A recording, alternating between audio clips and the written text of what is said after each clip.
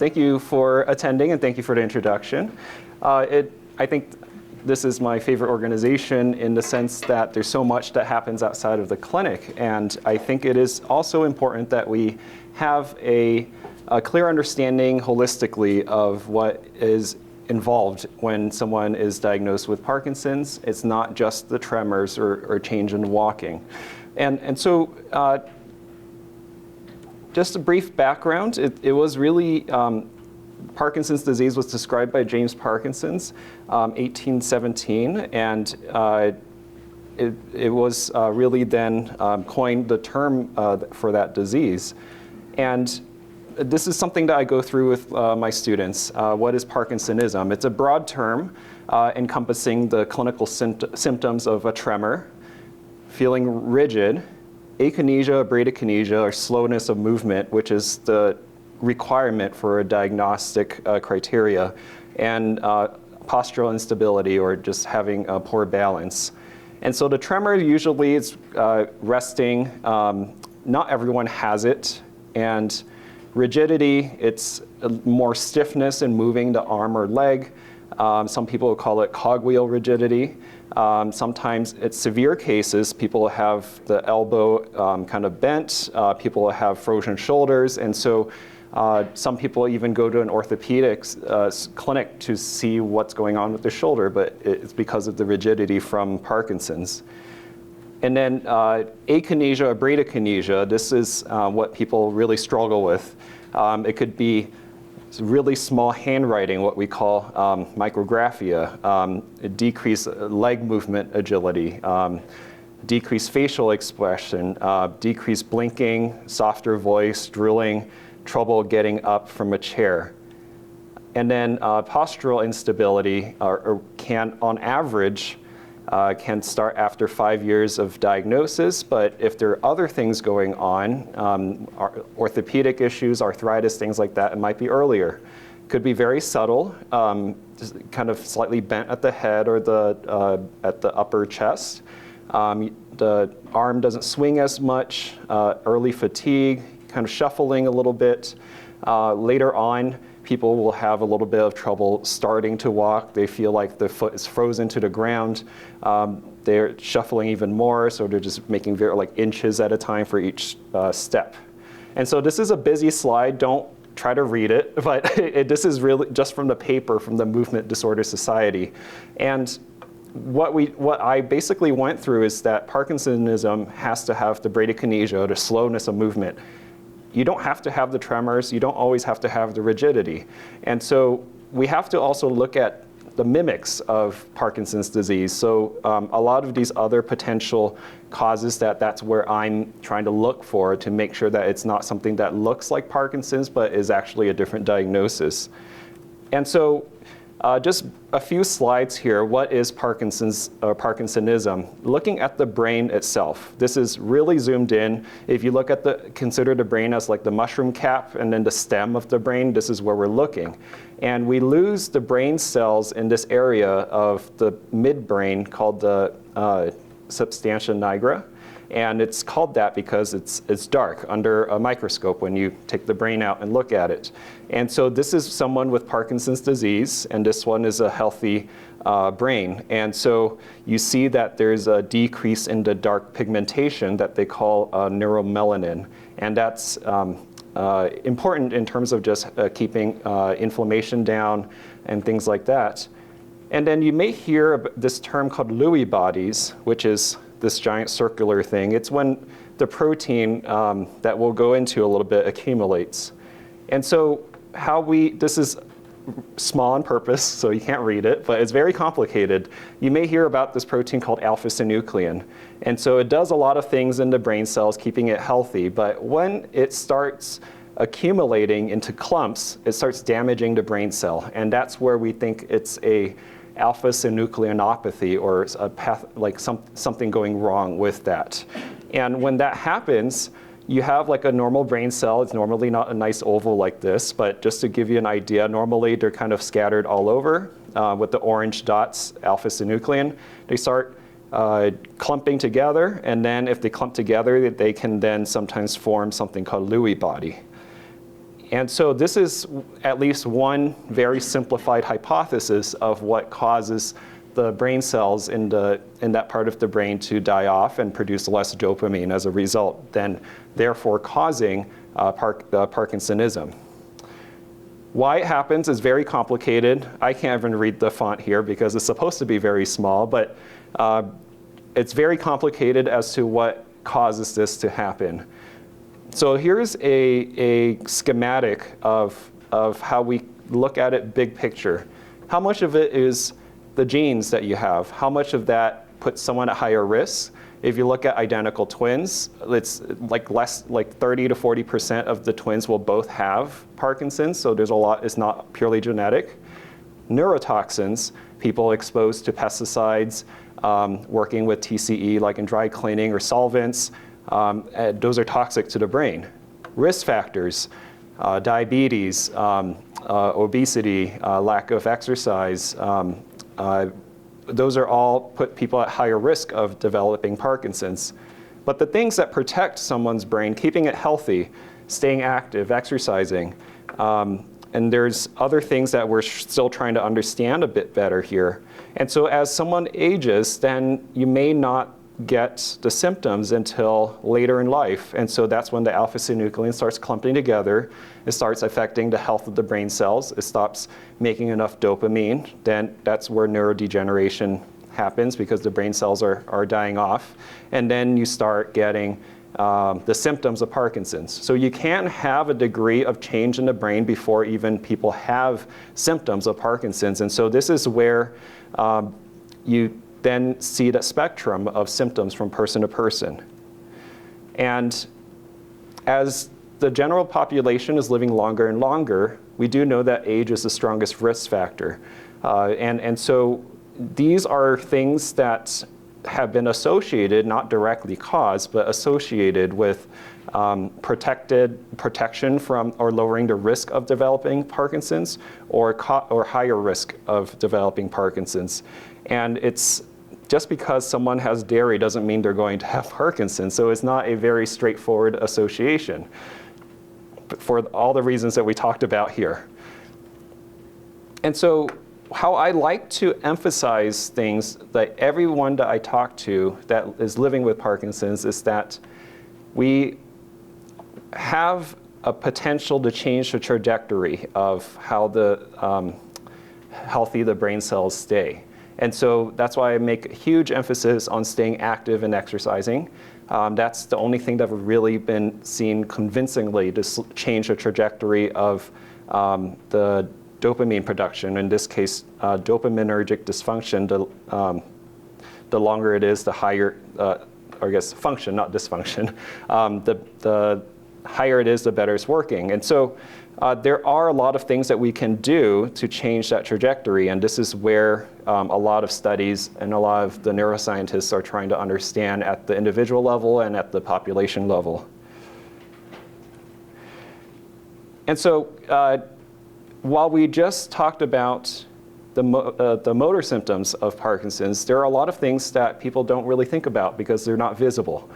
And to the person themselves, when they've looked at it in surveys, it has a greater significance in terms of quality of life when you look at what the non-motor symptoms are causing people, whether it's need for moving to assisted living or even memory care or health economics, where needing to visit doctors and expenditures in hospitalization and medications. And specifically, they've noted that non-levodopa responsive, so when you start medication, some of these symptoms can get better, some of the non-motor symptoms can get better, but the ones that don't can be very disabling. And so while tremors are bothersome, having severe depression is very much a disabling symptom. And so this kind of goes into a hypothesis that one pathologist wrote a paper in, his last name is Bruck, and so he has a hypothesis. He looked at alpha-synuclein accumulation in the kind of different parts of the body. And his hypothesis is that alpha-synuclein accumulation kind of has it spreads throughout the body, potentially in the gut or through the nasal cavity, and then kind of accumulates throughout the body. And so that's why we're seeing so many of these non-motor symptoms. And so his very simplified schematic, this only applies to a subset of people, is what criticisms of this hypothesis has been. So it's not like 100% of people living with Parkinson's this would apply to. There's a subset. But this is just one hypothesis. There are other potential causes, as we kind of went through otherwise. But in this case, his thought or proposal is that the alpha-synuclein in the neurodegeneration starts in the brainstem, so like that mushroom cap and the stem of the mushroom. It starts there, and so that's why people may notice that they're having issues with constipation years before they have tremors or stiffness or change in their sense of smell. And so as the neurodegeneration of alpha-synuclein then propagates through the brain, then people may start having changes in their sleep and mood. And so people may act out dreams at night, yelling or thrashing around, may have change in anxiety or depression. And then when it starts getting into the midbrain here, that's the substantia nigra, which I kind of showed you that little picture, kind of looked like the shape of Mickey Mouse ears. That's when we start seeing the motor symptoms of the stiffness or the tremors or the, and then as it then spreads out into the cortex, then that's where people may have effects on memory, hallucinations, things like that, visual disturbances. And so this is a very simplified way of trying to organize and understand why these non-motor symptoms occur. And so purposefully very small font as well, but it can have, we'll cover briefly all these things. Something to really emphasize here. Just because I'm talking about it today doesn't mean that someone living with Parkinson's will develop it. Everyone experiences the symptoms of Parkinson's differently. And so this is just more of, if someone is experiencing it, just having a better understanding of what we can do to help with it, what medications we might try, what lifestyle changes that we might be needed. Just so that I'm just covering all of this is not the sense that everyone will develop this and should be scared and things like that. So I will divide it up into 4 broad categories, starting with neuropsychiatric disorders. And so impulse control disorder, it was identified in 14% of people in a small study.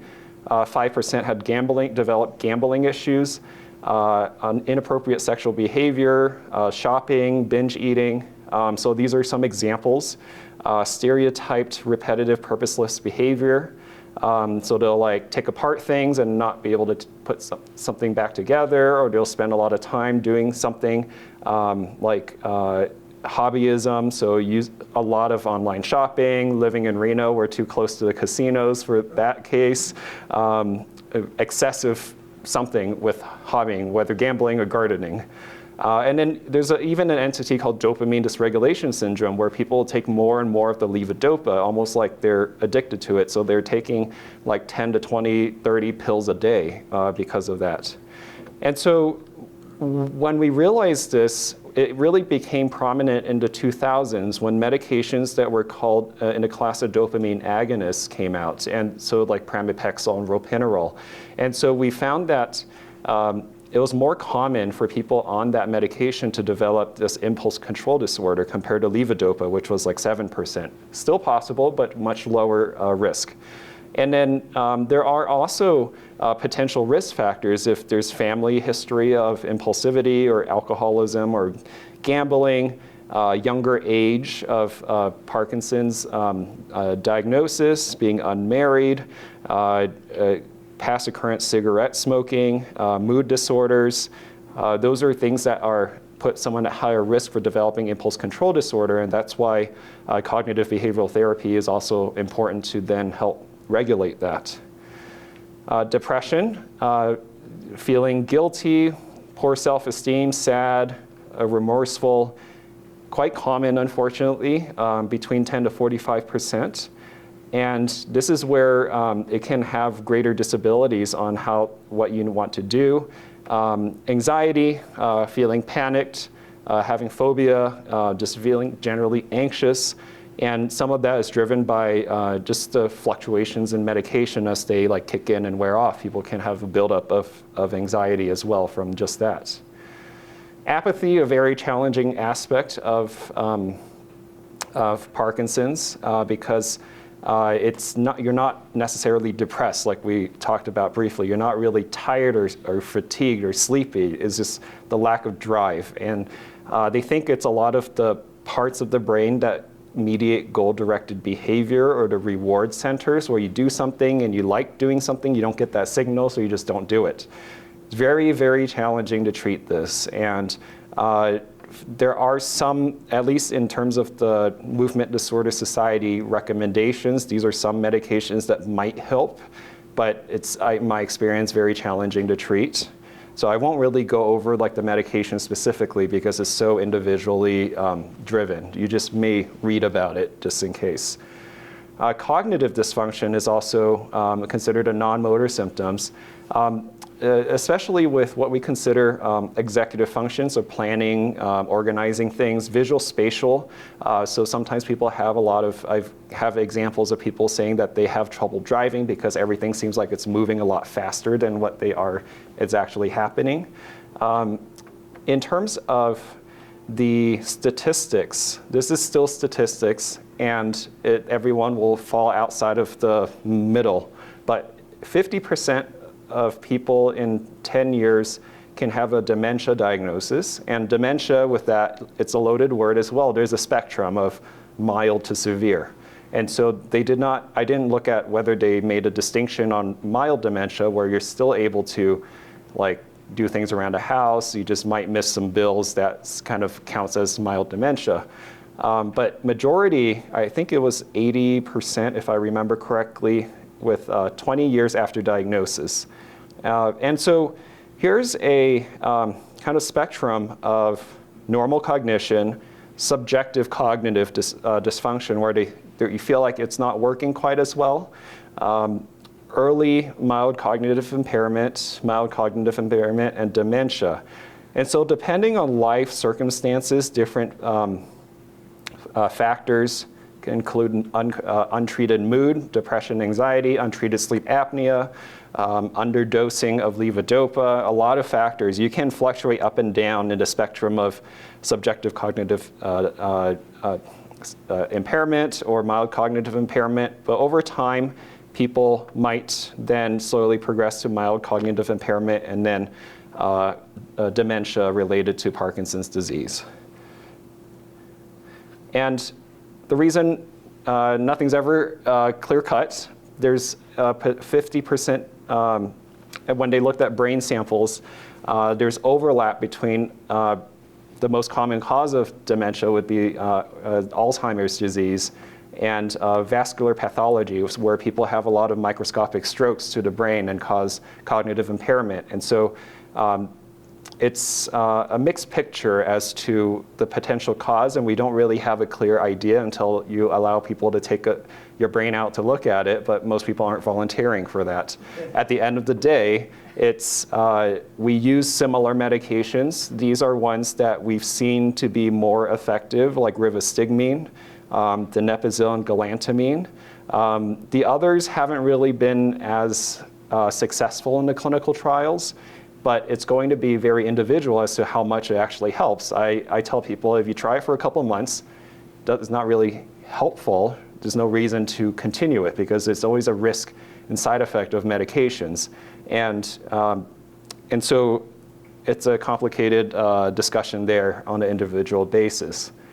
Hallucinations, or some people might call it psychosis, they're typically more visual, but uncommonly, just so that people are aware, people can have delusions thinking of something that like a spouse is cheating on them or they're spending money that isn't theirs.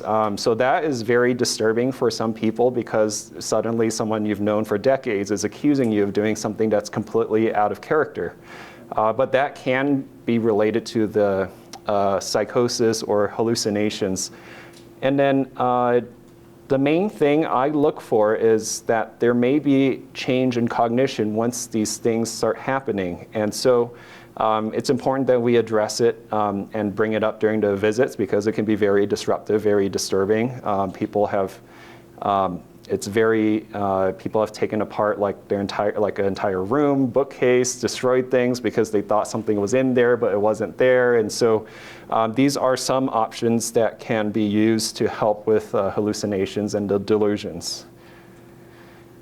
Going into sleep disorders, it's in a sense almost what started me on this route of becoming a neurologist. I worked in the circadian rhythm research lab for 4 years and interest in sleep, and I enjoy sleep, but just the topic of the role of sleep is so critical in terms of promoting brain health. And generally, 40 to 90% of patients with neurodegenerative disease, not necessarily Parkinson's, can have insomnia. And it's both including difficulty falling asleep as well as staying asleep. And so there's a lot of things I have to look through. It's not just take a sleeping pill and you go to sleep. There can be motor fluctuations because your levodopa is wearing off, and then you just wake up in the middle of the night. So we have to treat that. If someone's not breathing at night, the oxygen drops into the 70s because they have sleep apnea. We have to treat that. Certainly, you wake up if you're not getting enough oxygen in that case.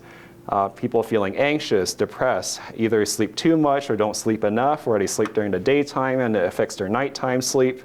Restless leg syndrome, where by definition it is the legs have a discomfort that is improved once you move the legs, so moving around or walking around, or you just have to use the bathroom. You get up 3-4 times a night and you can't fall back asleep. And so it's a lot of factors that play into why someone has difficulty falling asleep. Some people are napping too much in the daytime, so that affects the nighttime. They have variable bedtime, so if they're going to bed at like 10 p.m. and then the next night at midnight and then the next night at 9 p.m., not 9 a.m., that shift back and forth will also affect how good your brain is at maintaining that internal clock of when bedtime should be. Caffeine, alcohol, and nicotine can also affect sleep quality as well, so just being mindful of how much you're having there. The treatment is challenging because a lot of the medications, there's caveats of them being, there's no studies in long-term use. There's a limit of how long these clinical trials can be done, and so they've usually studied it for like 2 months, 3 months, but people are living with insomnia for years. And so that's the caveat of using medications. Also, a lot of the clinical trials are not in people age greater than 65 or have cognitive issues because you're much more sensitive to the potential side effects of that. The ones that are relatively safe, getting bright light in the mornings, that helps reset the brain in terms of stimulating and reinforcing the circadian rhythm. And so then when you go to bed, you have like that start time in the morning when you get the bright light, tells the brain that that's the time to wake up. And then the brain internally keeps track of when bedtime should be. Melatonin is made when the sun sets, and so using melatonin supplements can be helpful. Ramelteon is a similar, it works on melatonin, so it's a prescription version of that is how I think about it. Other ones out there, trazodone, mirtazapine, doxepin, and the newer ones in the class of orexin antagonists are options that despite doing everything we can, people are still having issues falling asleep. Those are things that we can consider. Avoid taking the over-the-counter supplement medications like Benadryl because long-term it can potentially have side effects of dry mouth and cognitive impairment. And so it's generally found in like either the brand name Benadryl or in the medications that have like Tylenol PM or something that has PM on it. And so outside, if everyone was otherwise healthy with a healthy brain, not an issue on occasion, but long-term use, we do see side effects from that. And in REM sleep behavior disorder, how I describe it is that people act out their dreams. And it can occur in a third of people living with Parkinson's. And normally during this part of sleep, you're completely paralyzed. You're not moving, but people will have yelling, shouting, they'll thrash around, arm and leg jerking, they'll fall out of bed, they'll accidentally hit people. And interestingly, there was a study that showed that people living or having RBD, 70% of the dreams are like they're fighting someone or escaping for something. So it's some sort of fight or flight. It's never like I'm at Disneyland and I'm punching someone. So it's always some scary thing. And so just making sure that there's a safe sleeping environment, there's nothing that they would fall and hit their head on, making sure that if they're getting out of bed is an issue, using railings, using melatonin or clonazepam is one that I would recommend initially. Being tired during the daytime kind of builds upon the sleep issue. And on top of that, the medications we use to treat Parkinson's have side effects of falling asleep. And so this is a very challenging treatment or approach, making sure that you're not having undiagnosed sleep apnea. You can try caffeine if that does okay, of course not in the evenings. And then sometimes people would use stimulant medications if needed. Restless leg syndrome, I touched upon it. Usually it's the urge to move the legs. You have discomfort in the legs, and then once you move it, it goes away, but then you keep moving all the time. And so you have to get up and you walk around and you fall back asleep, and then it starts again. And it usually is worse in the evening. So a few things to check for is iron deficiency, avoid the antihistamines like Benadryl and things like that, alcohol and caffeine, and then there's other treatments that I won't go into too much there, but that we can potentially try. Autonomic disorders, so this then goes into kind of like the gut and everything else. It's very complex. If you looked at the kind of the Brack hypothesis and how alpha-synuclein just kind of spreads everywhere into like the gut, the bladder, and then parts of it involving the brainstem, because that is also responsible for breathing and the things that we think about as automatic. That's why these are part of the autonomic nervous system.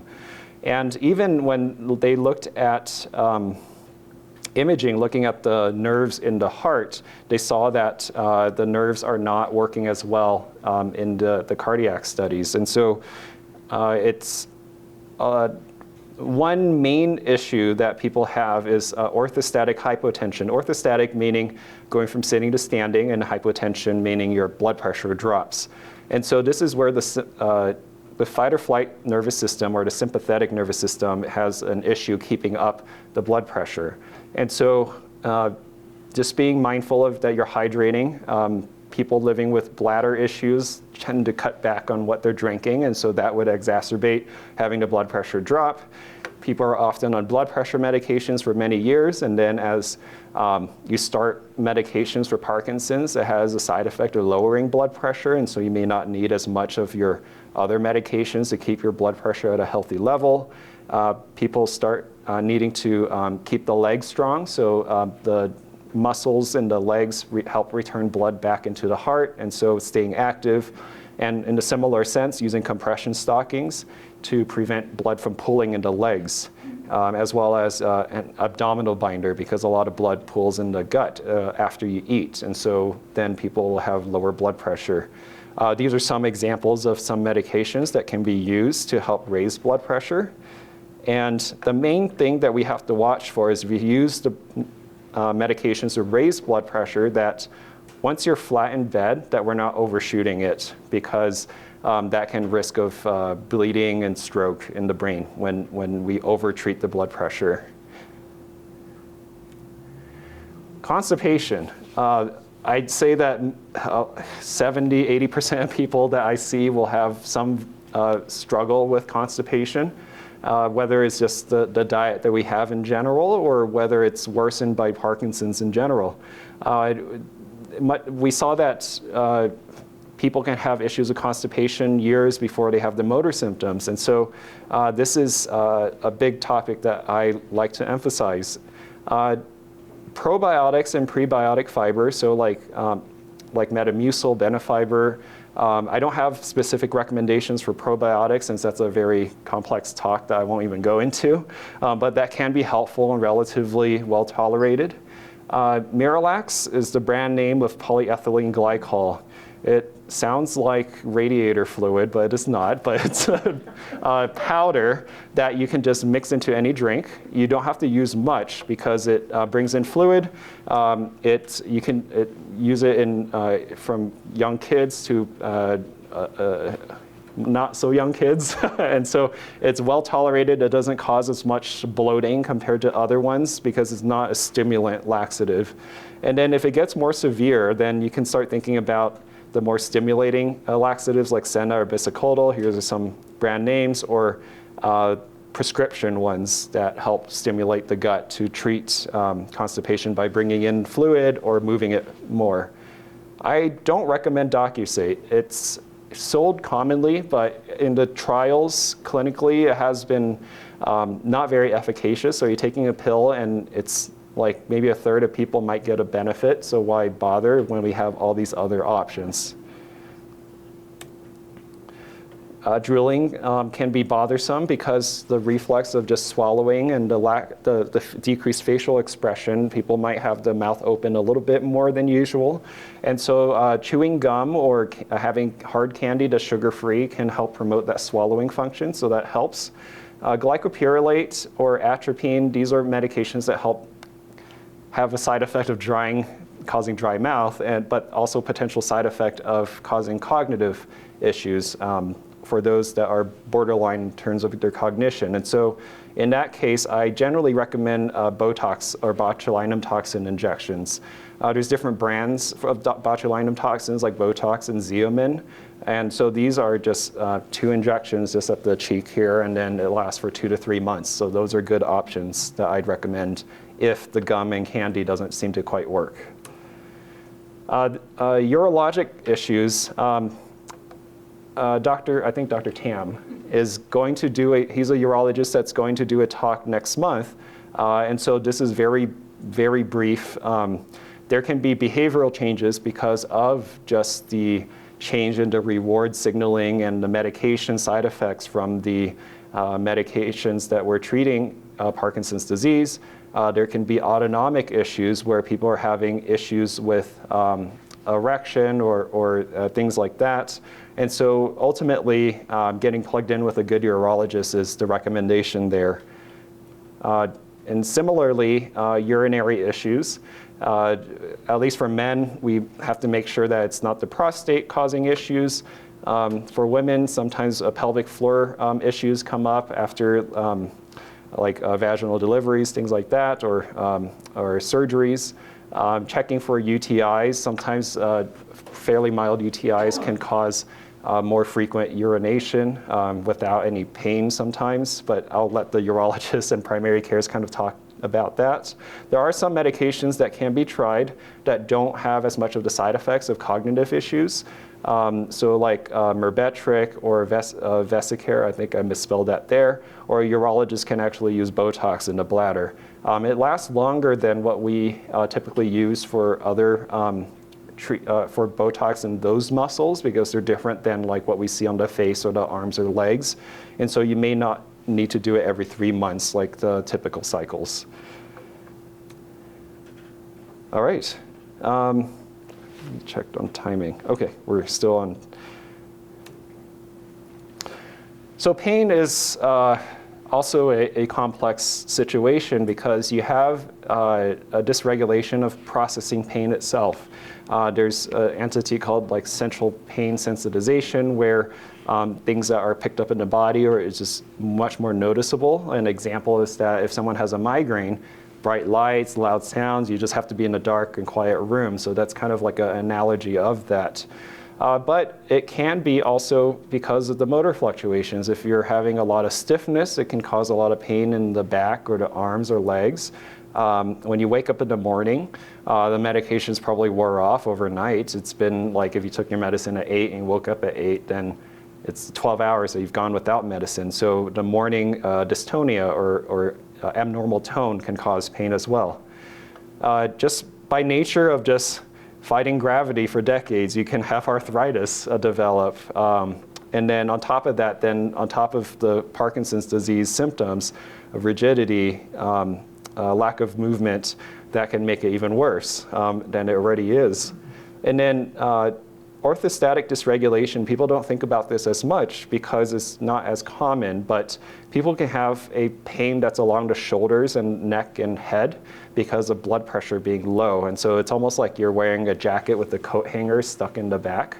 It's usually in a form of Parkinsonism called multisystem atrophy, where people have dramatic swings in blood pressure, but rarely can also happen in Parkinson's disease as well. Just part of managing it is just trying to stay active. Yoga, acupuncture, physical therapy can help. We treat the motor fluctuations. I won't go into detail, but these are some medications that allow for the treatment of Parkinson's to be a bit smoother throughout the day and overnight. And so there's like a patch medication, a continuous infusion of levodopa. Botox can help with the dystonia, so it relaxes the muscles. Deep brain stimulation, it's on 24/7, so you get the symptomatic relief overnight and during the day. And then the safinamide is a helper medication that lets levodopa work more efficiently, and so that also helps reduce the symptoms of pain, and at least seen in their clinical trials. And then there's also the non-motor pain, where people will have spasms of different parts of the body, of the bladder, esophagus, and this is where we lean on the GI and the urologist to help with that. You can have neuropathy. We would then use medications that treat nerve pain, like gabapentin or Lyrica, or certain types of antidepressants can help with the central pain processing and kind of make it less sensitive as well. Restless leg syndrome can be discomforting. Some people say that it feels like their legs are going to explode, or that they're like a burning, tingling, like electrical sensation. So that can be sometimes pain in the legs that's unrelated, or that can be seen with Parkinson's. And I think with the wearing off portion, I think is how I try to frame everything is sometimes you may notice certain symptoms worsen before the next time you have to take your medication. And so see if there are any correlation of that we have to move the medication intervals a bit more closely together, or that we have to use a longer acting formulation to help smooth out the motor fluctuations.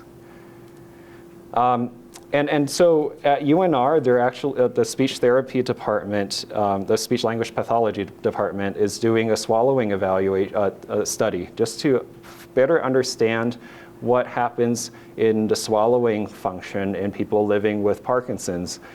From their understanding is that people haven't really done this before, surprisingly. And so this is a non-motor symptom of Parkinson's, and if you are interested, I think it's, you can get the information about the study. Either you can take a picture here, or it's on the PSCNN website as well. All right, I'll just leave this here in case people need the contact info, but that's my last slide. Thank you. Yes, thank you. Yes. Do we have some questions? I'll get to the Zoom questions. I misspoke, it's not a chat box, it's the Q&A box. So if you've got questions on Zoom, please put them in the Q&A box. But questions here in the room? Questions? Yes? What about marijuana use or CBD gummies? Does that kind of help with the tremors or anything? So the question is about marijuana or CBD use. Yes.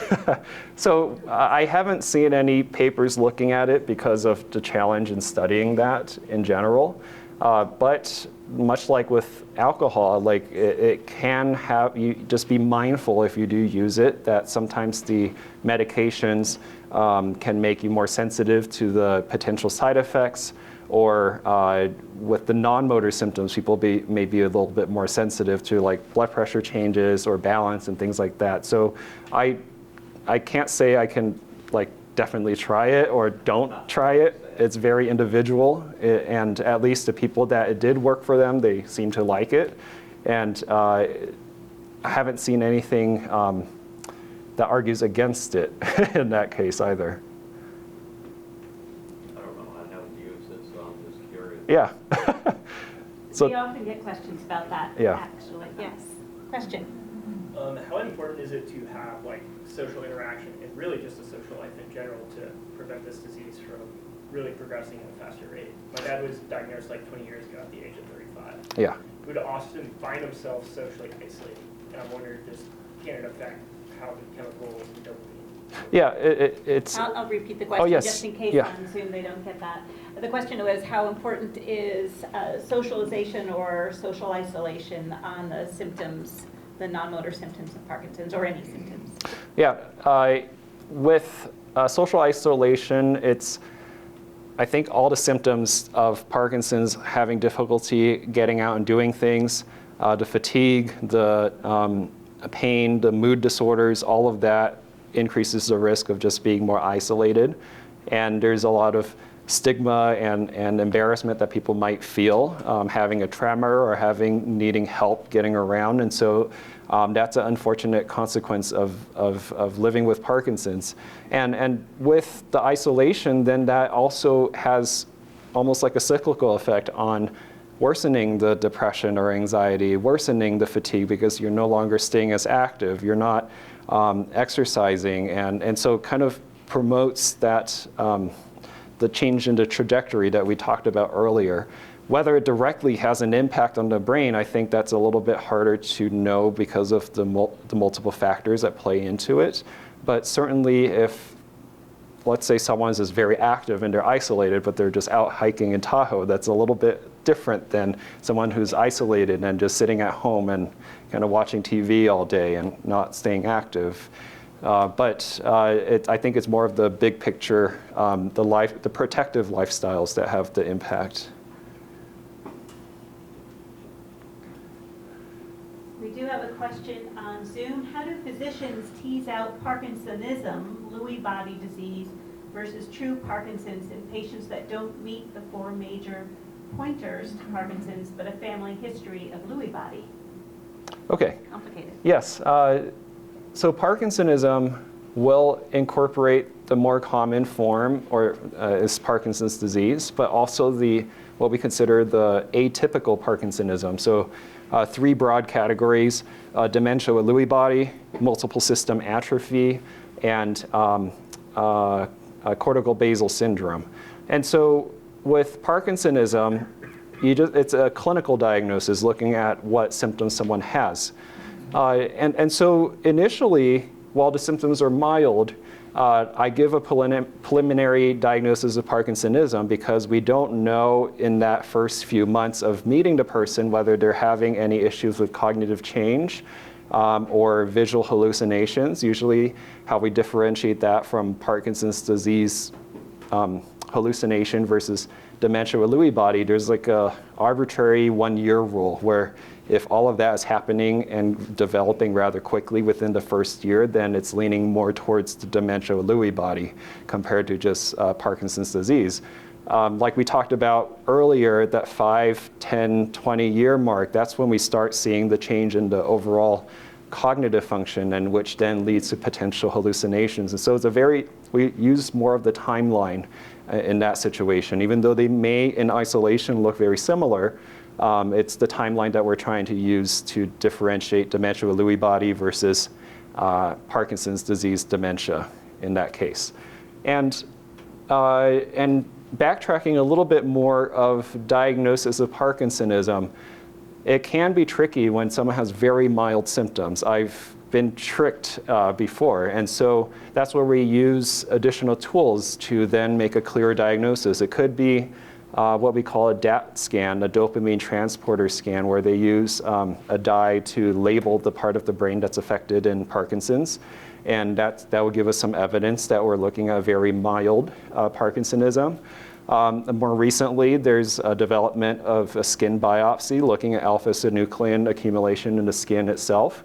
And then very recently they looked at spinal fluid using what they call a seed amplification to look at how the alpha-synuclein in the spinal fluid collects and builds up in that specific test. And that's also a new test that's available when people are having just the change in this smell, a sense of smell and constipation, but they don't have any of the motor symptoms. So we have additional tools now that we can use outside of just the clinical exam.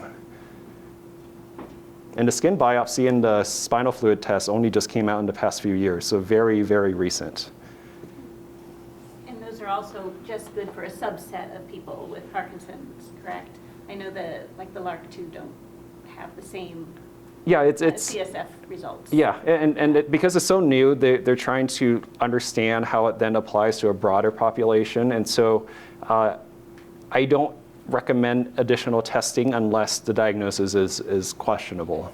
And there's other variables that's making me not as confident. And sometimes just trying levodopa and see what happens, that is a confirmatory test as well, and that's much cheaper. Okay. A couple more here on Zoom. Would you talk about DBS, the deep brain stimulation? Yes. Briefly, obviously. That could be an hour talk right there. Yes. So deep brain stimulation, I don't have the slides here, but if you look at what it does is very simplistically stimulates the circuits in the brain that promote movement constantly. And so instead of relying on medications to increase the levels of dopamine for that communication to happen, we're using the electrical stimulation to do some of the work. It will not replace levodopa completely because there are other things that you need dopamine for, like kind of like the reward, mood, energy levels, things like that. And so it's more of using a second tool to do some of the heavy lifting that is working 24/7, and then you add on the levodopa to then help kind of take care of some of the non-motor symptoms as well. DBS has been shown to improve like reduction in pain, has improved sleep quality, potentially mood as well. And so there are advantages outside of just reduction in tremor and rigidity. And you think of it as a pacemaker, that you have a battery on the chest, but instead of going to the heart, it goes up into the brain, is how I like to frame it. Excellent. We have a couple more on Zoom, but any others here in the room to jump in? Okay, we'll go to the next one on Zoom. Okay. Swallowing, is that when you include like choking and you after choking on food and? Yes. So The question is the swallowing issues including choking? correct. Some swallowing issues that can come up is that people will have a lot of production of phlegm or saliva, and that accumulates and causing some choking. It can be that the muscles don't move in a coordinated fashion to kind of, after you chew and you swallow, the tongue kind of pushes it down. A lot of coordination has to happen for it to go all the way down. And so this study is trying to understand that coordination and how it changes. And so some of the symptoms that people will have is that food will get stuck, it'll go down the wrong pipe, people will develop aspiration pneumonia more severely, and a little bit correlating with change in the voice as well, people talking more quietly, mumbling more, how much of that is also influencing the swallowing changes as well. Next on Zoom. What about oral symptoms, as in hearing? Feeling that you're hearing a voice in your head. Hearing a voice in the head can happen with the hallucinations. And so in terms of treating hallucinations, it can include auditory, visual, as well as the delusional paranoia type of hallucinations.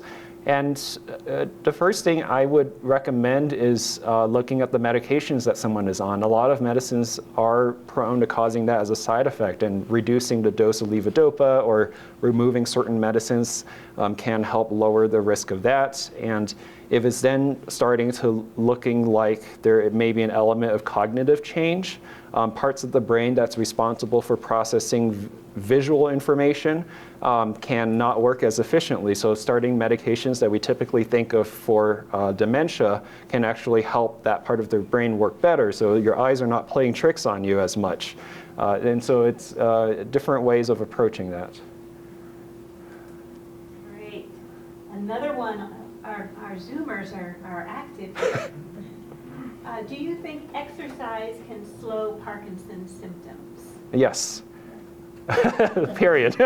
And so 2 examples that I give. One is there was a study in China in 2018 that they followed 2 groups of people living with Parkinson's, and one group started participating in a Tai Chi class and then another one didn't. And so what they saw that over the course of the 3 years, the people that were active involved in a Tai Chi class had a slower need to increase their levodopa symptoms, the levodopa dose. And so, and there's also reduction in pain and other symptoms that were non-motor as well. There's a lot of ongoing studies looking at what the effects of exercise has on the brain. There was a recent one with just like 9 or 10 people, but the people in that group had done a fairly intense exercise program, and it was the only study where they've actually seen that the DAT scan showed either no change or improvements on the same people after having had the exercise class over the course of 6 months. And so that's still, compared to the medications that people are trying to develop to change Parkinson's, it's still by far a greater effect because all the other ones are fairly minimal and have not really been successful. What would you say to those people who are diagnosed and don't like exercise? Like, I know that's a struggle for some people because they didn't, exercise, earlier in life. So how do you approach that as their doctor? Yeah, it's a challenge in general for the general public to just staying active. In some ways, try to bring it as a tangible thing that the medications are only there to relieve the symptoms, so that way you can live a healthy lifestyle. If it's not immediately that they're going to be running every day, it may be that they'll work on other things, like maybe they'll change their diet and reduce the amount of fast food or fried foods first, and then there's a lot of different factors that you can introduce into your life that may not be starting off with exercise. And then the benefits of exercise are numerous, whether you join like an exercise class where you get social interactions, you're reducing the pain and reducing the fatigue because of the exercise. And what I generally recommend as goals for exercise is not much. It's as long as you're staying active, that's the first step. The second step is if you're then wanting to push yourself a little bit more, what we consider moderate intensity exercise. It's if you can have a full conversation like I'm having right now, I'm not exercising hard enough. But if I'm saying a sentence, I'll take a breather, say a sentence, or if I can't sing, which is at baseline, but if I can't sing a song, then you're working hard enough. So it's not like you're going and pushing yourself and then you can't get out of bed the next day. It's just 5-10 minutes of that intentional slight challenge to the body is already good exercise. Yes, in the room. 60 Minutes a while back did a study or showed a study from the University of West Virginia about using ultrasound. Do you know anything about on the brain for tremor issues? Yeah.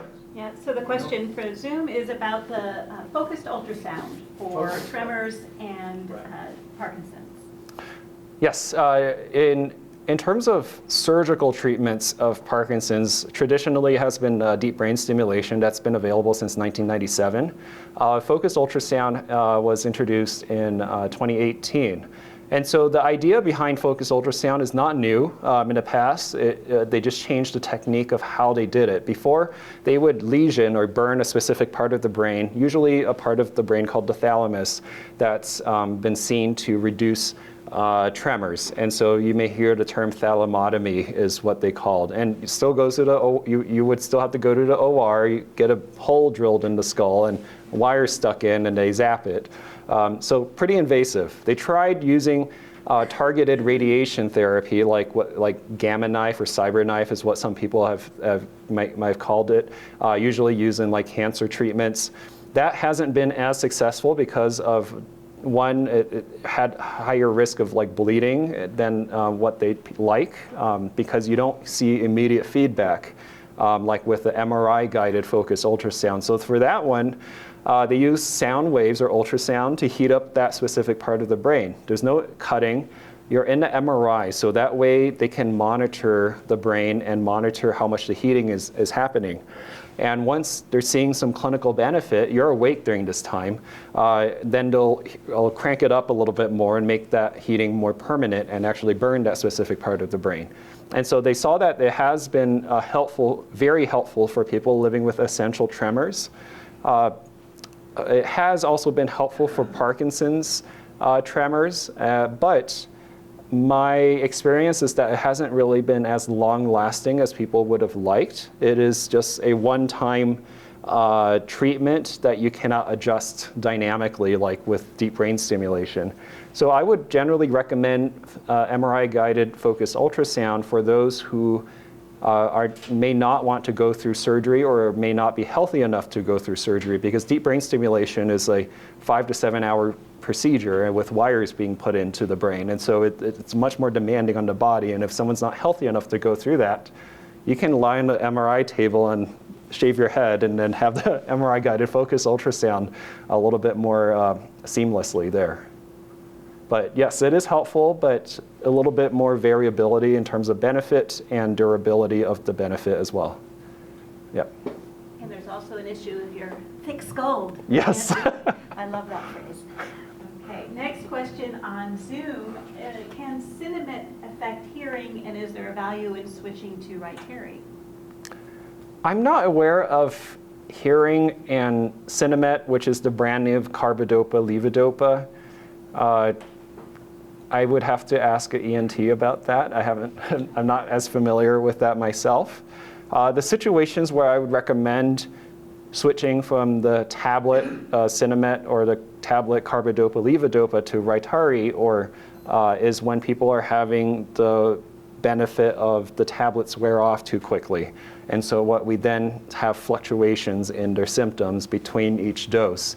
And so Rytary, or the newer version of that, is called Crexont. It has a coating on it that allows it to dissolve later on, and so you get a longer benefit of the medications. Early on in the diagnosis, people generally won't need that because the brain is quite good at regulating the amount of dopamine in the brain.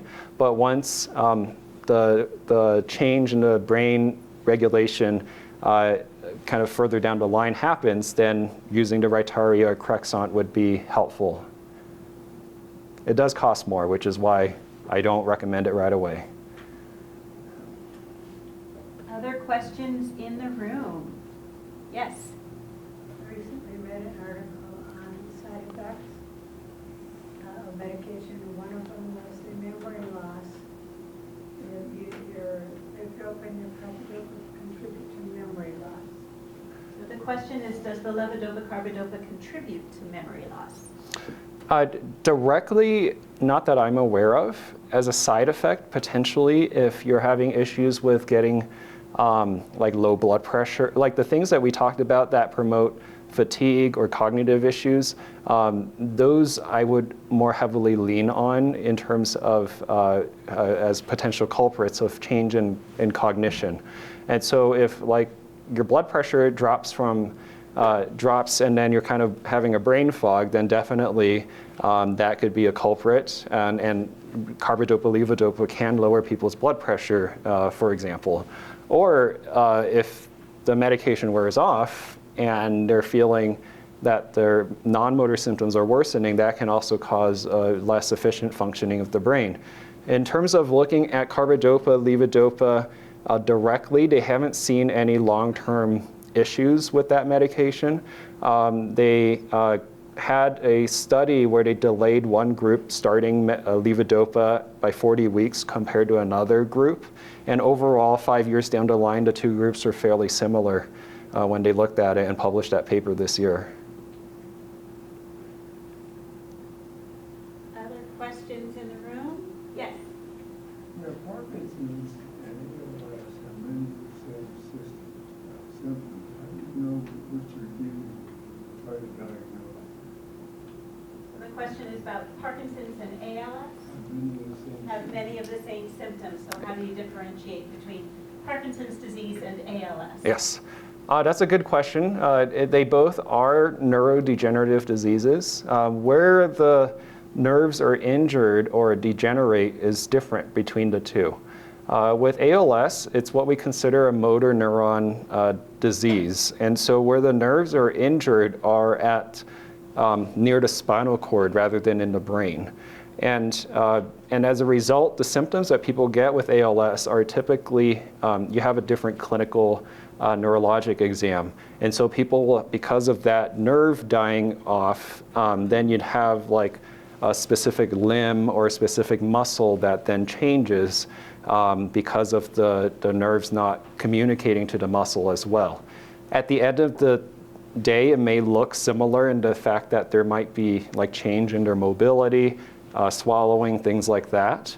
But in terms of the diagnostic testing, we use different tests for that. We use nerve conduction study and electromyography, so looking at the electrical activity in the nerves and muscles, and that's what we use to diagnose ALS. Other questions? Question. Yes, Dr. Dagda. Your presentation says non-motor symptoms of Parkinson's disease, and for the audience, how many of those are induced by medications? I heard impulsivity, and then maybe lowering blood pressure can be caused by both dopamine agonists and Parkinson's. So how much of that is like complications from medications? Yeah. Non-motor symptoms versus the disease.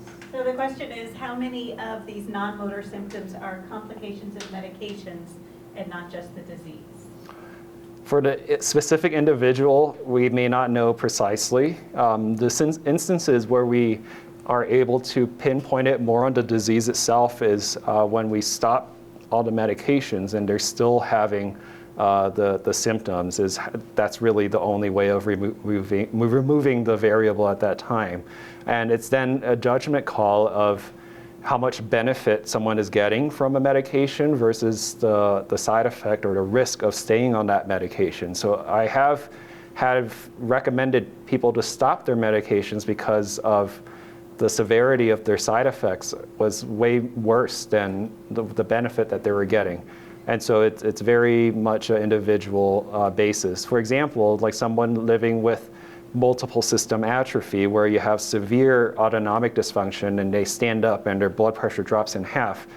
Adding carbidopa, levodopa, they may not get a lot of benefit to it, but may significantly worsen their blood pressure fluctuations in that case. And so those are the judgment calls I have to work with them individually on. Another question on Zoom, just a second. A question on Zoom. What are the symptoms of Huntington's disease compared to Parkinson's? So Huntington's disease appears very differently from Parkinson's disease. Huntington's disease, it's a known genetic cause, and a genetic test will be diagnostic of that. With Huntington's disease, the movements are what we can describe as dance-like or choreiform. And so it's also, people generally have cognitive and psychiatric issues before the dance-like movements happen. And so it's different in the sense that there's a specific genetic cause.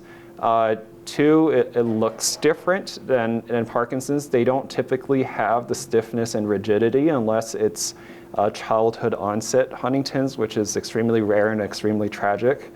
And then we also treat with different medications to calm down the movements as opposed to promoting movements with Parkinson's.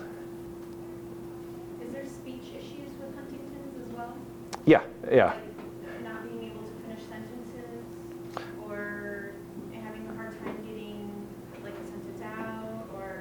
Yeah, I think I would rely on the speech language pathologist to describe that changes in speech in Huntington's disease a bit better, but what I've seen is they generally will slur the words more, and they also struggle a lot more often with swallowing issues, and sometimes that is driven by the involuntary movements, the dance-like movement that they have.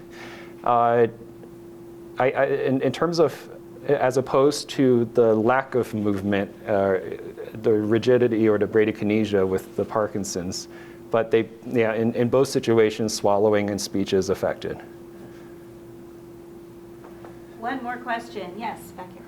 I was wondering about like eyesight, Parkinson's has anything to do with eyesight, or is that like direct, like related to the dopamine or the levodopa and that type of thing? So the question is eyesight affected by Parkinson's or the medications? So yes, vision in general is affected by Parkinson's in different ways. It's also dependent on the form of Parkinsonism that someone might have. There's a variant of atypical Parkinsonism called progressive supranuclear palsy, where people have difficulty looking up and down, and so as a result, one of the main symptoms that people have is that they just can't look down, and then they just fall backwards or fall forwards. In terms of Parkinson's disease, I have to remind myself the specific changes, but there can be difficulty with coordinating eye movement, so people can sometimes develop double vision, because when you're trying to read, the eyes don't line up perfectly evenly. But I can't remember off the top of my head at the moment, because usually I have our neuro-ophthalmologist help with that.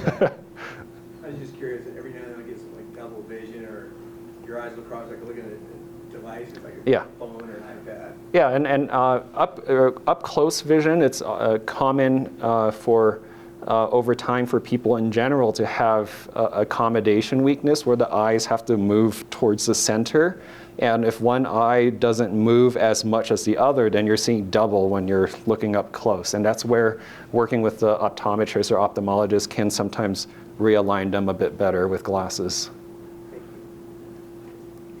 Thank you so much. Let's thank Dr. Truong.